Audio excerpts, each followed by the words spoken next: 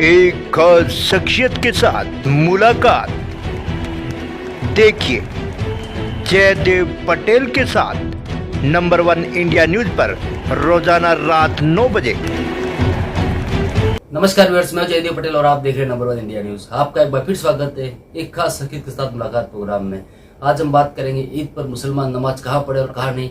इस बात को लेकर देश में अब छिड़ी सियासत के क्या मायने हैं और इसी के साथ साथ में जिस प्रकार से सौगाते मोदी बीजेपी ने कार्यक्रम शुरू किया है, ये क्या सिर्फ वोट बैंक की राजनीति है। इन्हें तामुद्र बात करके हमारे साथ खास सम्मान है महाराष्ट्र के समाजवादी पार्टी के प्रदेश अध्यक्ष अबू आजमी जी, आपका बहुत बहुत स्वागत आज के हमारे प्रोग्राम में। शुक्रिया, थैंक यू जी अबू आजमी जी, आपसे मेरा पहला सवाल है, यूपी सरकार ने निर्णय लिया है खुले में नमाज पढ़ने पर आपका पासपोर्ट और लाइसेंस जो रद्द कर दिया जाएगा और आप पर एफआईआर भी कर दी जाएगी, इसको आप कैसे देखते हैं? मतलब ये तो नफरत की हद हो गई, इससे ज्यादा नफरत कुछ हो ही नहीं सकती है। मैं अभी सिंगापुर का देख रहा, सिंगापुर जो मुस्लिम कंट्री नहीं है, वहाँ मुस्लिम बहुत कम है। वहाँ पर सरकार ने नमाज के लिए और मुसलमानों के लिए अलग से मिनिस्ट्री बना के रखा है, कोई तकलीफ ना होने पाए। दुनिया में कहीं भी जाओ, जब ये अलविदा जुमा आता है या नमाज इसकी जुमा की नमाज आती है या ईद और बकरीद की नमाज होती है, तो जो लोग नमाज कभी पढ़ते नहीं वो भी नमाज पढ़ने जाते हैं, भीड़ जमा हो जाती है। तो लोग 5 मिनट के लिए सड़क पर आते हैं, गंदगी में अपना चादर बिछा के बिना चादर के नमाज पढ़ लेते हैं। मैं समझता हूँ सरकार को उसे मदद करना चाहिए। वो लोग जहाँ पे कवारे लोग पानी लेकर चलते हैं, सड़क पूरी घेर के चलते हैं, पूरी ट्रैफिक रहती है, वो आपको नजर नहीं आता है। गणपति चलती है, पूरा एरिया जाम रहता है, आपको पता नहीं चलता है। इस तरह दशहरा आता है, बहुत सारे त्योहारों में सड़क जाम रहती है। आज तक कभी मुसलमानों ने उसका एतराज नहीं किया। हमारे हिंदू भाइयों को त्योहार है, हमें उनको मिलजुल के मनाना चाहिए। परंतु ये नफरत की हद बढ़ती जा रही है देश में। एक कि मुसलमानों को नमाज पढ़ने की जगह नहीं। अरे भाई, 1947 के बाद मस्जिदें कितनी बनी है बताइए जरा, पॉपुलेशन कितनी ज्यादा बढ़ गई है। सरकार अगर ये कहती है कि भाई चलो मस्जिद की हिफाजत बढ़ा देते हैं, मस्जिदें और बना लो, तब लोग जितनी मस्जिद चाहो बना लो, तो फिर कोई दिक्कत नहीं थी। लेकिन मस्जिदें बन नहीं रही है, जगह मिल नहीं रही है, उसके बाद इस तरह की चीजें की जा रही है। मैं समझता हूँ ये मुसलमानों के साथ बहुत बड़ा अन्याय और नाइंसाफी इस मुल्क में की जा रही है। और नमाज पढ़ना सड़क पर छोटी से 5 मिनट के लिए, इसमें आप पासपोर्ट उसका कैंसिल कर देंगे, ड्राइविंग लाइसेंस कैंसिल कर देंगे। मतलब एक छोटी सी बात के लिए इतना बड़ा बवाल शुरू कर रहे हैं। एक तरफ प्रधानमंत्री जी कहते हैं हमारी तरफ से जो है हम लोग को मुसलमानों को गिफ्ट दी जा रही है, उनकी तरफ तोहफा आ रहा है। दूसरी तरफ मुसलमानों को जमीन तक जा रही। मोदी जी से मैं कहना चाहता हूँ, हमें किसी चीज की जरूरत नहीं, हमें नौकरी भी मत दीजिए, मगर हमारा जो संविधान ने हक दिया है वो हमें संविधान का हक चाहिए और हमें कुछ नहीं चाहिए। हमें किसी तोहफे की जरूरत नहीं है। हमारी मस्जिद में घुसकर आप मारेंगे, आप कोई केस नहीं करेंगे। हुजूर सल्लल्लाहु अलैहि वसल्लम के खिलाफ अपमानित बात करेंगे, कोई मुकदमा नहीं होगा। क्या देश में चल रहा है आज के लिए? मैं समझता हूँ ये बहुत ही घटिया सोच है जो इस तरह की बात की जा रही है। जी अबू आजमी जी, लेकिन यूपी के बाद अब कहीं न कहीं महाराष्ट्र में भी खुले में नमाज पर पाबंदी की गई मांग उठ रही है। संजय निरुपम का कहना है कि महाराष्ट्र सरकार जल्द नियम लागू करें, खुले में नमाज नहीं पढ़ी जाए। इंसान है, वो भी चाहता है कि मैं भी कहीं मुख्य धारा में, नफरत की मुख्य धारा में आ जाऊं ताकि मुझे भी कुछ मिल जाए। सब इसी लाइन में लगे हुए हैं। ये सब के सब जो है ना मदारी है, मदारी। ये जो जैसा वक्त आता है वैसा बोलते हैं।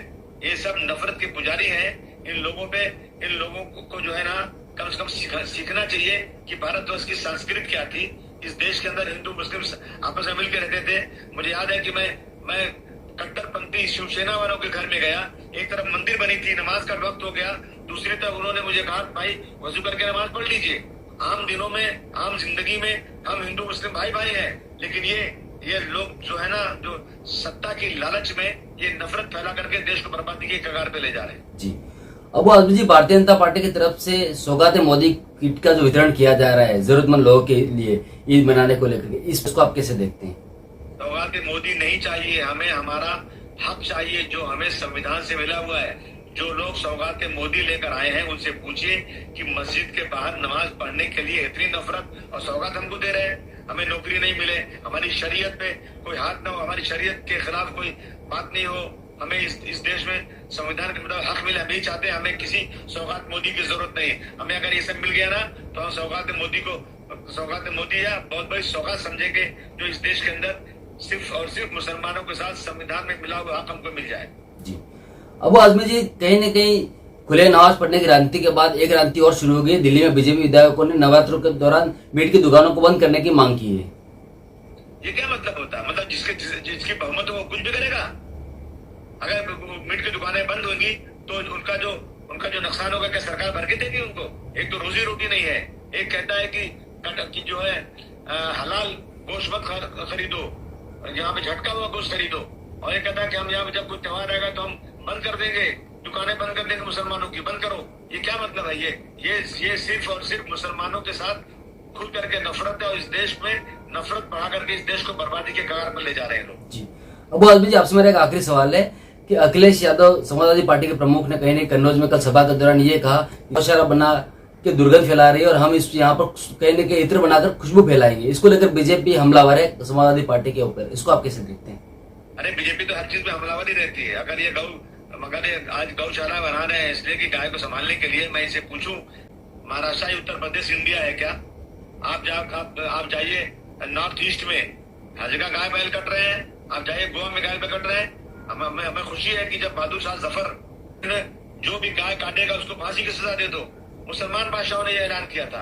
आप आज सिर्फ गाय का नाम ले रहे हो, परंतु गाय पूरे देश में कुछ जगह छोड़ करके कटवा रहे हो, बैल कटवा रहे हो। और वो गाय और बैल बेचता कौन है? जो बेचते हैं उन पे केस करो पहले। ये सब चीजें अखिलेश जी ने जो कहा कोई गलत नहीं कहा, मैं इनका समर्थन करता हूँ। जी अबू आजमी जी, आपने हमारे लिए समय निकाला, उसके लिए आपको बहुत बहुत